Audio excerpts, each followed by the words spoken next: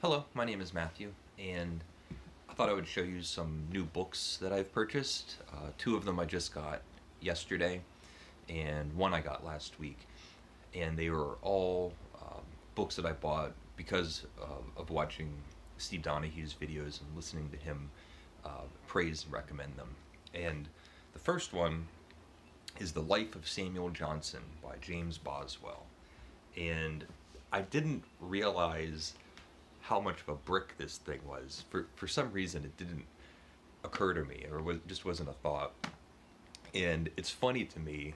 I don't know anything about Samuel Johnson or James Boswell, and the idea of taking on a book like this without even knowing the person is amusing. Usually, if I'm going to read a biography, I feel like I'm already interested in the person or know a little bit about the person and want to learn more.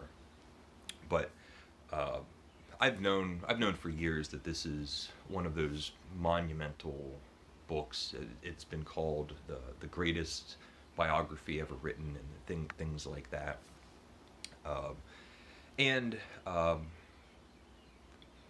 even though I still might be a little intimidated with the size of it, I do tell myself that any book that has felt intimidating in the past, some big brick long thing, if I enjoy it, I know that I always wish that it was longer. Or I'm just happy that I have so much. Sometimes really long books just means, a lot of the time, really long books just means more great things to read. So I don't know when I'm going to be getting to this, but I'm happy that I have it. And then the natural next book is this one. It's the Selected Writings of Samuel Johnson. And I got this relatively new Oxford University press. And to me, it just makes sense. If I'm going to read a biography on Samuel Johnson and I know nothing about Samuel Johnson, I should, or probably will want to, read his actual writing. So I might at some point read the biography and then go into his writing, or maybe go back and forth. And this thing, again, is this giant book, and you can't tell because they're both, but this one is significantly heavier. It has a density to it. I don't know if it's better quality paper or thinner paper or what, but even holding it is daunting. And it's strange. Just the only thing I know about Samuel Johnson is that he wrote a dictionary. It's Johnson's Dictionary or something. And other than that, I just know that he was a towering figure. He was very well known, very well regarded, known for his intellect and wit and magisterial presence and things like that. But I don't know what he actually wrote. And flipping through this thing and looking at the table of contents, it's very curious to me that it's still not very clear. He definitely wrote the dictionary, and he wrote early poetry, and I guess maybe he was an essayist, and there's got letters in this thing.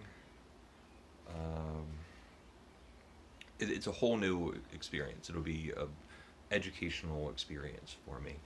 And one of the reasons that I would buy things like this that I might not necessarily be reading straight away is I know that these are the kind of books that I just want on my shelf in general. It's the same reason why I would buy the unabridged collected works of Montaigne, or buy all of the volumes of Plutarch, or all of the Arabian Nights,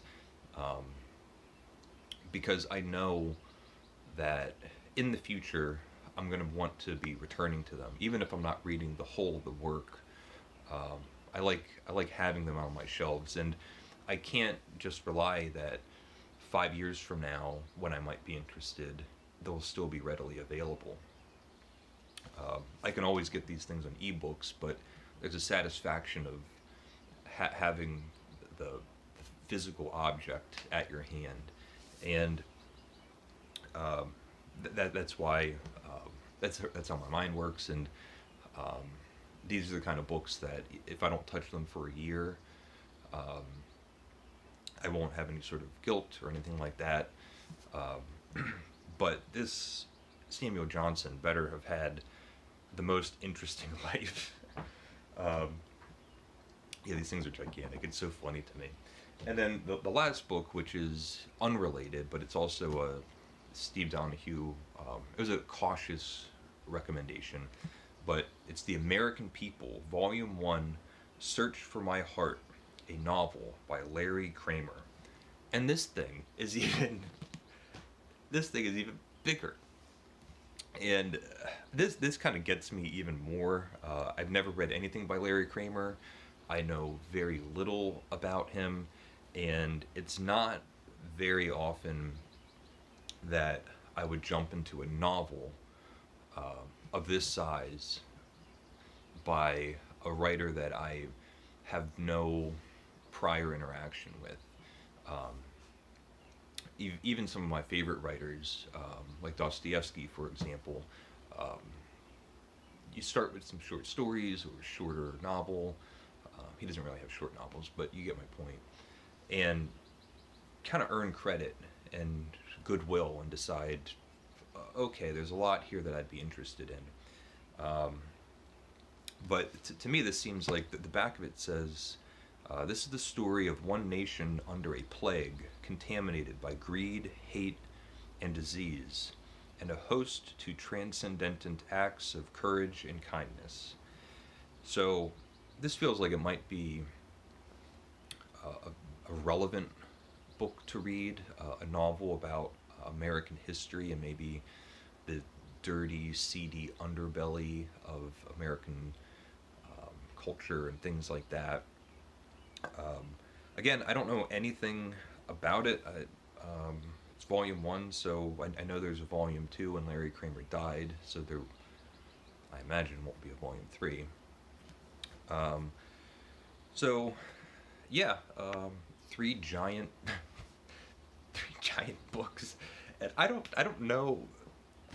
I know why I bought them, but I don't know if I'm going to be getting to them. I might not. This thing. But when I do, you'll know. I'll probably disappear for 3 months reading these things. But let me know if you like Samuel Johnson's writing, or if you know anything about his life, or anything about James Boswell. And the Larry Kramer novel, I guess, came out a few years ago, so let me know if you've read that, or anything else by Larry Kramer. And that's it, just sort of a short mail haul video. Hope you're doing well, and thank you for watching. Leave a comment if you would like, and take care. Bye.